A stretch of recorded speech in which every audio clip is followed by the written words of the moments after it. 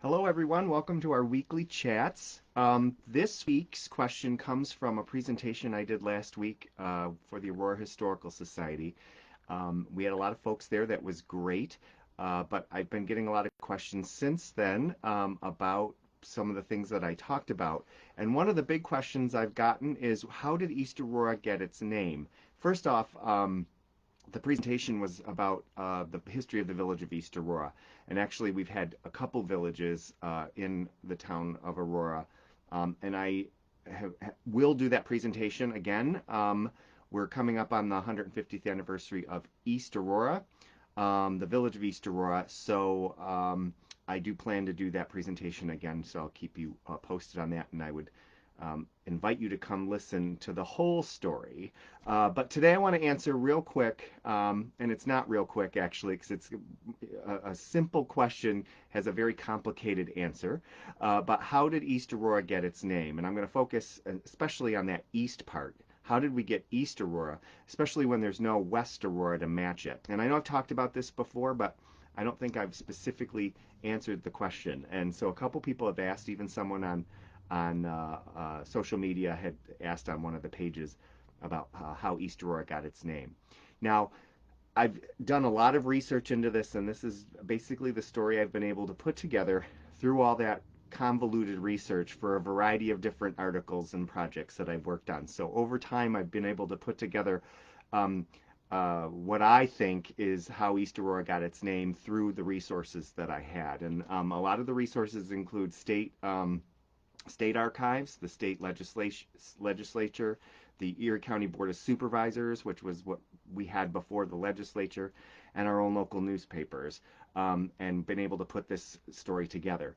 The story of East Aurora and how it got its name begins in 1810, believe it or not, and it has nothing to do with our community. 1810 is the year that the village of Aurora, actually it wasn't a village yet, but this community out in the Finger Lakes, Cayuga County, on Cayuga Lake, applied and was designated a post office by the U.S. Postal Service, and they got the name Aurora. So they were the Aurora Post Office beginning in 1810 in the Finger Lakes. What does this have to do with us? Well, when we became the town of Aurora in 1818, before 1818, the first pioneer settler had come in 1803, 1804, we were part of different towns. Aurora didn't exist yet here.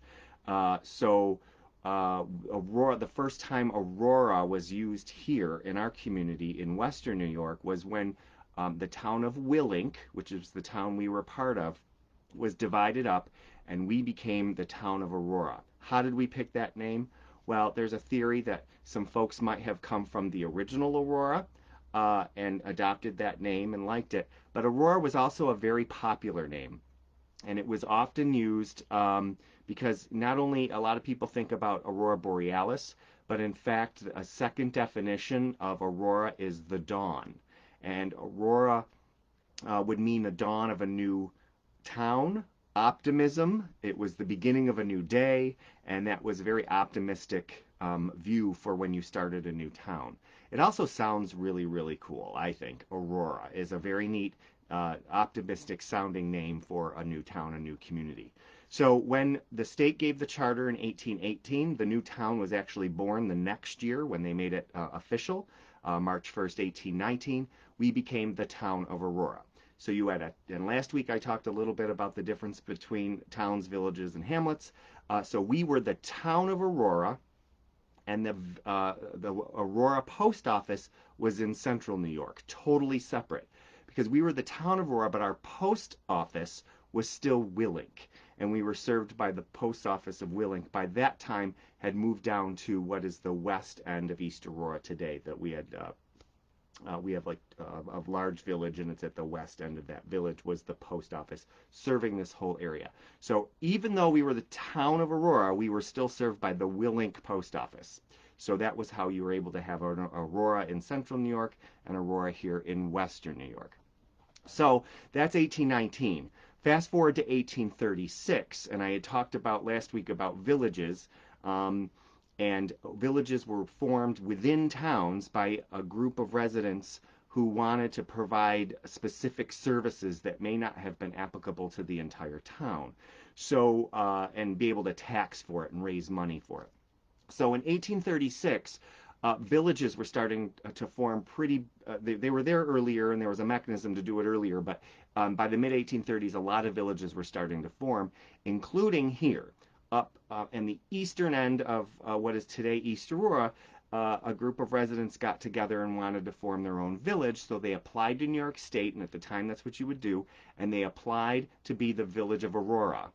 And so it went to the state legislature, and very long story short, it went back and forth. It came back that it was approved as a village, but it was given the name Auroraville. So the state legislature actually changed the name from the original that people here wanted, from the village of Aurora to Auroraville. Well, why? Well, because Aurora in central New York had also applied to be a village around the same time, and actually in the following legislative session, in New York State legislative session, and this is all in the state archives documents of the state legislature, they were applying to be a village as well, and they got the name Village of Aurora, and we got the name Village of Auroraville.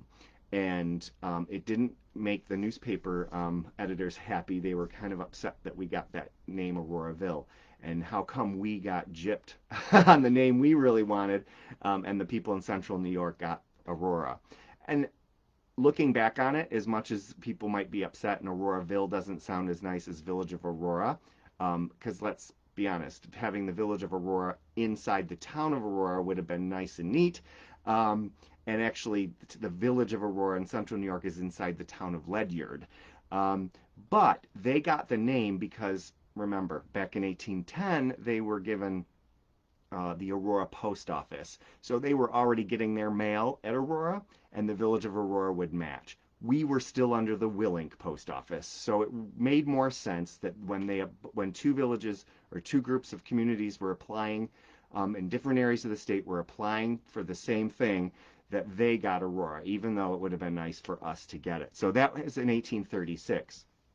1850 comes along, or well, actually 1849 comes along. Auroraville had kind of died out. I'm still trying to figure out where Auroraville went as a village, but in any event, that was on the eastern end of the present-day village of East Aurora. On the western end, the people there wanted a village, so they applied to be the village of to have their own village. And because they had the Willink post office, they named their post office the village of, or their village, the village of Willink, to match the post office. Now, Mr. Willink was an agent of the Holland Land Company who had never stepped foot in the United States, so not even our community. So he never stepped foot here, and people were naming their community after him, which seems kind of weird to me, but that's the way it was, and they wanted to hold on to that name. So in 1849, the village of Willink comes into existence in what is today the western end of the village of East Aurora, and what we know today is our village. So the west end was Willink, and the east end was former Auroraville, and they went kind of back to the name, the informal name of Aurora as a hamlet. So you had one hamlet on one end and a village on the other, and so one was named Willink. Well, that's important. In 1850, the following year, there was a movement to get the Willink post office divided into two post offices, because the folks on the eastern end of the village had to go a whole mile, which today doesn't seem like a long way, but back then it was, to go to the post office and pick up their mail. And mail was much more, it's still important today, but it was much more important back then. And you would pick up your mail multiple times a day, perhaps, postcards, things like that, and newspapers, and there was just a lot going on with the mail. And people didn't, and shipments, businesses had shipments coming in. So to have a post office nearby was important. So the people of the eastern end of what we know as East Aurora today applied for a post office. In a nutshell, the Postal Service agreed to that. So they had the existing post office at the west end, and they had a new post office at the east end. And technically what they did is dissolve the Willink post office, created two new post offices. And because we were in the town of Aurora, the Postal Service thought it would be convenient and easier to call the post offices West Aurora and East Aurora. And on their postal map, that would look very tight and neat and efficient to have the East and West Aurora post offices within the town of Aurora. And again, we couldn't be the Aurora post office simply. One of them couldn't be just Aurora because, again, the post office in the other Aurora in central New York was already named, and you can't have two post offices by the same name. But this caused a problem because the West Aurora post office was in the village of Willink. So that caused huge problems because when people asked where you lived in the village of Willink, but your mail got sent to West Aurora, and that caused problems. So a few years later, in 1854, the Postal Service agreed to drop the West Aurora name and go back to Willink. So you had the Willink post office in the village of Willink, and at the other end of the community, you had the East Aurora post office. Oops, you got rid of the West Aurora post office, but maintained the East Aurora post office. So that's how we ended up with East Aurora without the West Aurora. There was a West Aurora and there was an East Aurora, but the Postal Service got rid of West Aurora and changed it back to Willink, and that's how we ended up with East Aurora.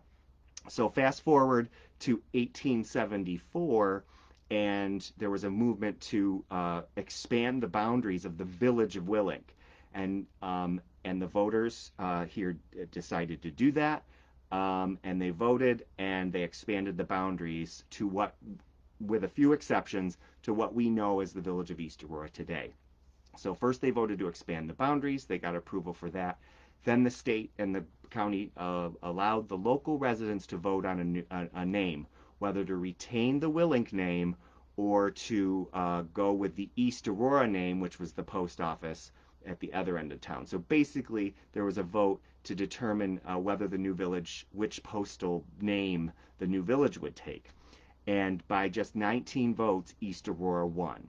So East Aurora became the name of the village. So that is how we ended up with East Aurora without the West Aurora, and that's how East Aurora got its name. And of course, we couldn't have the name Aurora for our new village because the Aurora in central New York was already named, and you can't have two villages by the same name in New York State. So we had to pick between East Aurora and Willink, and East Aurora won. Later on, there were complications because the Willink post office was still at the West End until about World War I, and so people would receive their mail in Willink, but they lived in the village of East Aurora. But the Willink post office was dissolved and merged with the East Aurora post office, and then that name stuck. So we're in East Aurora because of a variety of events since 1810 that go back to the fact that the community in central New York got the name Aurora first when they named their post office in 1810. So we couldn't have the name simply Aurora, and so throughout the history of our community, we've had East Aurora, West Aurora, and West Aurora fell to the wayside, and we were left with East Aurora. So that is how we got our name, and that is why we have an East Aurora without a West Aurora. And I hope that answers the question in a nutshell. But thank you for that question. And if you have more questions about things like that, I love to dig and research that, so let me know. And we'll see you next week. And again, leave your comments in the comment section or send me a message. I'd be glad to answer what I can.